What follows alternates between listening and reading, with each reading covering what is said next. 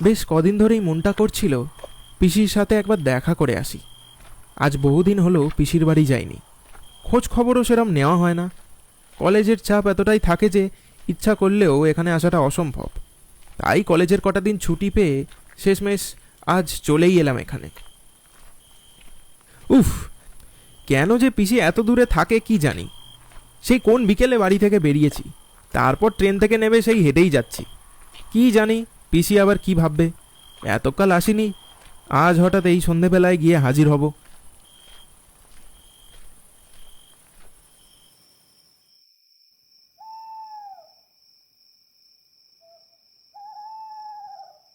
রাস্তায় একটাও টোটো বা রিক্সা কিছুই চোখে পড়ছে না। দূর, এখানে এসে ভুল করলাম মনে হচ্ছে। আদৌ কি কেউ এই গণ্ডগ্রামে বাস করে? একটাও মানুষ যে চোখে পড়ছে না।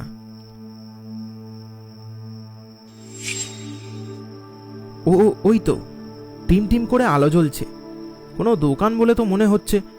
যাই যাই, আমি একবার ওখানে গিয়ে ঠিকানাটা বরং জিজ্ঞেস করে দেখি। এই জনমানব শূন্য গণ্ডগ্রামে একটা আশার আলো দেখতে পেয়ে আমার মনের জোরটা একটু বেড়ে গেল। যাক, অন্তত এ জায়গায় আমি একা নই। মনের সব ভুল চিন্তাভাবনাগুলোকে মুছে দিয়ে ওই আলোটাকে লক্ষ্য করে এগিয়ে গেলাম। দাদা, একটা সাহায্য করতে পারবেন? চায়ের দোকানে থাকা লোকটা কিছুটা সন্দেহের চোখে আমার দিকে তাকিয়ে বলল, কি চাই? আমাকে একটু এই ঠিকানাটা বলে দেবেন? শিমুলপুর? সে তো অনেক দূর মশাই। আর আর এই অন্ধকারে আপনি কি ওখানে মরতে যাচ্ছেন? না, মানে আসলে ওখানে আমার পিসির বাড়ি, তাই পিসির সাথে দেখা করতে যাচ্ছি আর কি। কোনো টোটো বা রিক্সা যদি পেতাম তাহলে ভালো হতো আর কি। লোকটা কিছুক্ষণ আমার দিকে তাকিয়ে থাকার পর বলল, তা এখানে কি আপনার এই প্রথমবার আসা হচ্ছে নাকি? না, মানে আমি কলকাতায় থাকি আর কি, খুব একটা আসার সময় পাই না। আজ বহু যুগ হলো এখানে আসিনি। সে তো আপনাকে দেখেই বুঝেছি। আপনি যখনই আমাকে ওই ঠিকানাটা এসে জিজ্ঞেস করলেন তখনই আমার সন্দেহ হয়েছিল। আমাকে একটু যদি ওখানে যাওয়ার একটা ব্যবস্থা করে দিতেন তাহলে খুব ভালো হতো আর কি।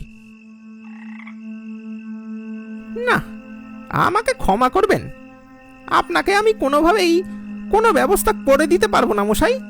এমনিতেই এই গ্রামে সন্ধে নামার পর কেউ ঘর থেকেই বেরোয় না। তা সত্ত্বেও যদি এক দুটো গরুর গাড়ি চোখে পড়েও যায়, তাও ওই শিমুলপুর নামটা শুনেই সবাই কেটে পড়বে। কেন, কি এমন আছে ওই শিমুলপুরে যে লোকে নাম শুনলেই পালিয়ে যায়? তা জানি না, তবে লোকের মুখে শুনেছি জায়গাটা মোটেই ভালো না। ওই শিমুলপুর এক জনমানব শূন্য একটা পরিত্যক্ত গ্রাম। বহু যুগ আগে নাকি কোনো সাধু বাবার অভিশাপে গোটা গ্রামের মানুষ মরতে শুরু করে। তারপর থেকে নাকি ওই গ্রাম আস্তে আস্তে পরিত্যক্ত হতে শুরু করে। এখন ওখানে কোনো মানুষ থাকে না, এটুকুই আমি জানি। এর বেশি কিছু আমি আপনাকে বলতে পারবো না মশাই। কি কি যা তা বকছেন মশাই? আপনার কাছে সাহায্য চেয়ে বড় ভুল করলাম দেখছি। অচেনা মানুষ দেখে ভয় দেখাতে শুরু করে দিলেন। হ্যাঁ, আমি চললাম। আপনার বানানো গল্প আপনার কাছেই রাখুন। হ্যাঁ। আরে আরে দাদা, আরে কি মুশকিল দেখুন তো। আরে একা ওখানে যাবেন না, আপনি আপনি এদিকে শুনুন তো। কি সাংঘাতিক লোক বাবা! আচ্ছা, লোকের পাল্লায় পড়েছিলাম বটে। এখন ভালোই ভালোই পিসির বাড়ি পৌঁছাতে পারলে হয়। এখানে কোনো কাউকেই বিশ্বাস করা যাবে না দেখছি। জোরে জোরে পা চালিয়ে বেশ অনেকটা পথই অতিক্রম করে একটা জায়গায় এসে থমকে দাঁড়ালাম। আশেপাশে চেয়ে দেখলাম বেশ কটা কুড়ে ঘর। দেখে যা মনে হচ্ছে যেন বহুদিন এই জায়গায় কেউ আসেনি। নিস্তব্ধ চারিদিক অন্ধকারের চাদরে ঢাকা। এ তল্লাটে কোনো মানুষ আছে বলে তো আমার মনে হচ্ছে না। এই রে, মনে হয় হাঁটতে হাঁটতে ভুল করে কোনো অন্য গ্রামে এসে পড়েছি। এবার কি করব? না, আমি বরং ওই চায়ের দোকানে ফিরে যাই। আজ রাতটা কোনোভাবে ওখানে কাটিয়ে কাল সকালে না হয় পিসির বাড়ি যাব।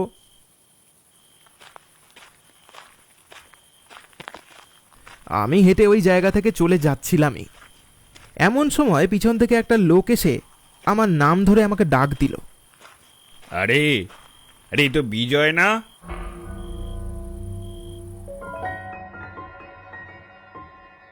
আরে পিসে মশাই। পিসে মশাইকে দেখে আমার একটু আশ্চর্য লাগলো বটে। লোকটা কেমন যেন রোগা হয়ে গেছে, চোখ মুখ দেখে কেমন যেন পাগল পাগল মনে হচ্ছে। বাবা বিজয়, কত বড় হয়ে গেছিস! তা এতদিন পর আমাদের কথা মনে পড়লো? আরে এ কি বলছো, তোমাদের আমি কোনোদিনও ভুলিনি, শুধু সময়ের অভাবে আসা হয়নি। আচ্ছা বেশ বেশ, চল বাকি কথা না হয় বাড়িতে বসে হবে।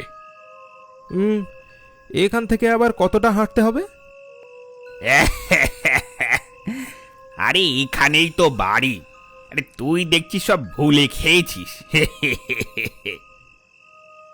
আমার কেমন যেন বিশ্বাস হলো না, এই ঘুটঘুটে অন্ধকার নিঝুম জায়গায় পিসির বাড়ি। আমার তো মনে হলো যেন এই জায়গায় বহুদিন আগেই মানুষ বাস করা বন্ধ করেছে। কিন্তু এখন দেখছি আমার ভাবনাটা সম্পূর্ণ ভুল। কিরে, ওখানে দাঁড়িয়ে কি ভাবছিস? আয় আয়, আমার সাথে আয় দেখি। হ্যাঁ এই তো যাচ্ছি।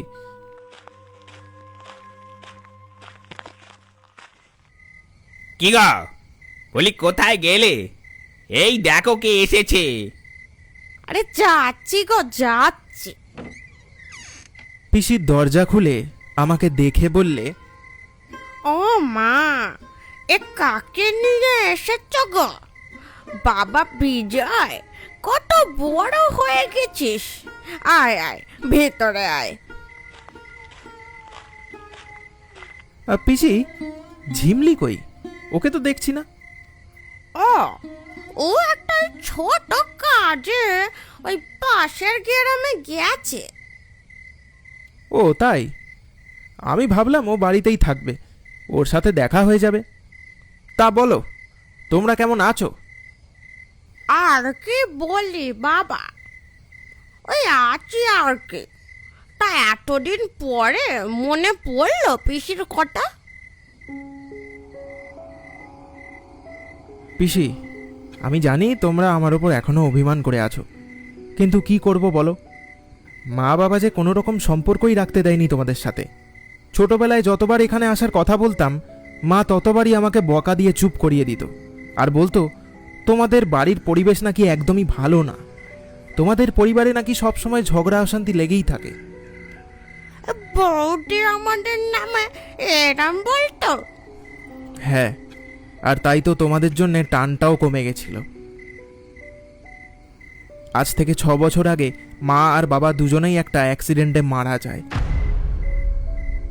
তারপর থেকে আমি একা একাই আমার পড়াশোনাটা শেষ করে কলেজে ভর্তি হলাম। কিন্তু বেশ কদিন ধরেই কেন জানি না তোমাদের কথা খুব মনে পড়ছিল, তাই কলেজের কটা দিন ছুটি পেয়েই তোমাদের কাছে ছুটে এলাম। কিন্তু এসে দেখছি এখানে সব কিছু কেমন যেন বদলে গেছে। লক্ষ্য করলাম পিসি আর পিসেমশাই দুজনেই মুখ ভার করে আমার দিকে চেয়ে আছে। বিজয়, দাদা বৌদি মারা গেছে, সেই খবরটুকু দিলি না আমাদের? না পিসেমশাই, আসলে উফ, থামো তো তুমি। ছেলেটাকে এত বকিও না, বেচারা একদম একা হয়ে পড়েছে। এরপরে ওকে প্রশ্ন করতে ইচ্ছে করছে তোমার? তোমার জন্য তো হয়েছে, ওরা না হয় খোঁজ খবর রাখতো না।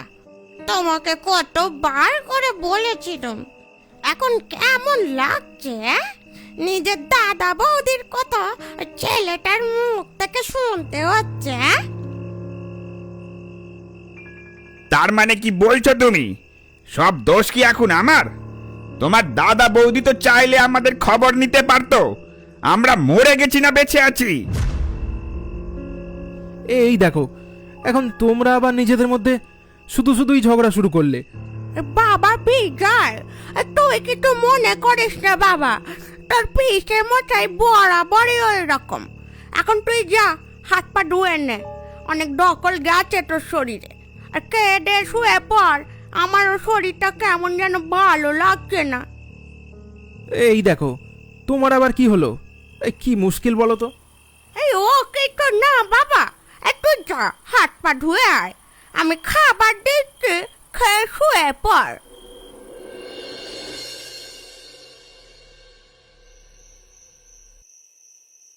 পিসির কথা মতো মুখ হাত ধুয়ে খেয়ে দিয়ে শুয়ে পড়লাম। হঠাৎ মাঝরাতে একটা চেঁচামেচির আওয়াজে ঘুমটা আমার ভেঙে গেল। পিসি আর পিসেমশাই কি ঝগড়া করছে এই এত রাতে? এখনো ঘুমায়নি? তবে কি মা ঠিকই বলতো, এই ঘরের পরিবেশ খুবই খারাপ, সব সময় ঝগড়াঝাটি লেগেই থাকে হয়তো। এখন দেখছি মায়ের কথাগুলোই সত্যি। যাই দেখি, গিয়ে ওদের থামাই। আমি বিছানা থেকে নেমে আস্তে আস্তে পিসির ঘরের দিকে গেলাম।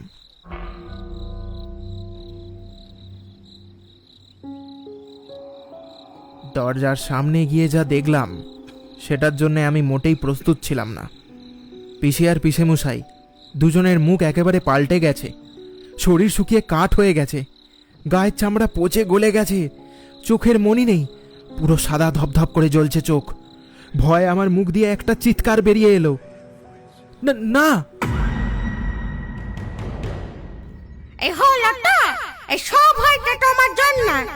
ছেলেটাকে দিলে তো জাগিয়ে। সব দোষ এখন আমার।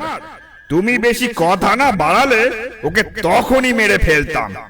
এতদিন পর এখানে মানুষ এসেছে, এমনি এমনি ছেড়ে দেবো?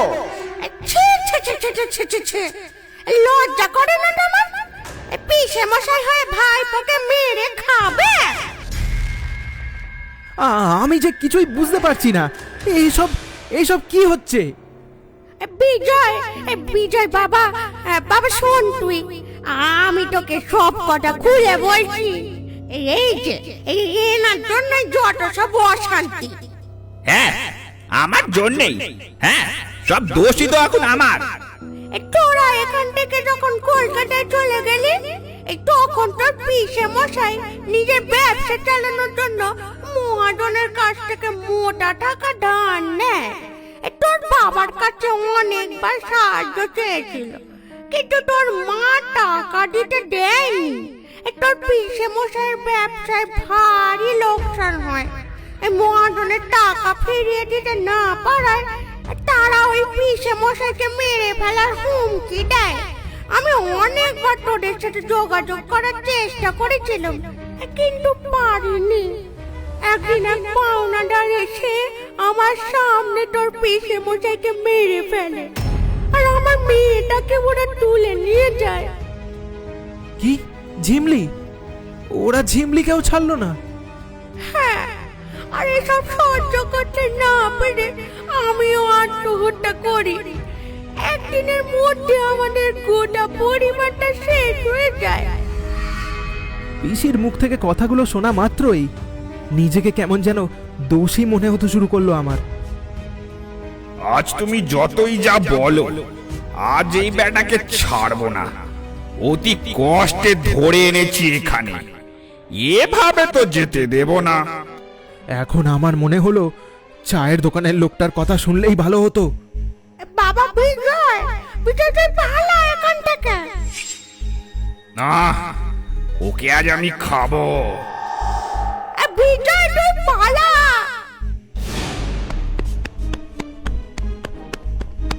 কি করব, কোথায় পালাবো কিচ্ছু বুঝতে পারলাম না। চোখ বন্ধ করে দৌড়ে বেরোলাম ঘর থেকে। তারপর এক নিঃশ্বাসে ছুটতে থাকলাম। কোথায় যাচ্ছি কিচ্ছু জানি না।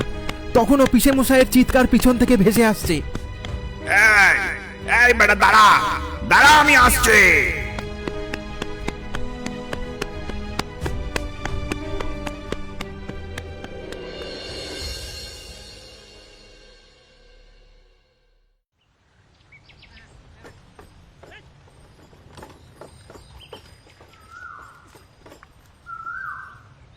কি দাদা, কাল রাতে কোথায় গিয়েছিলেন?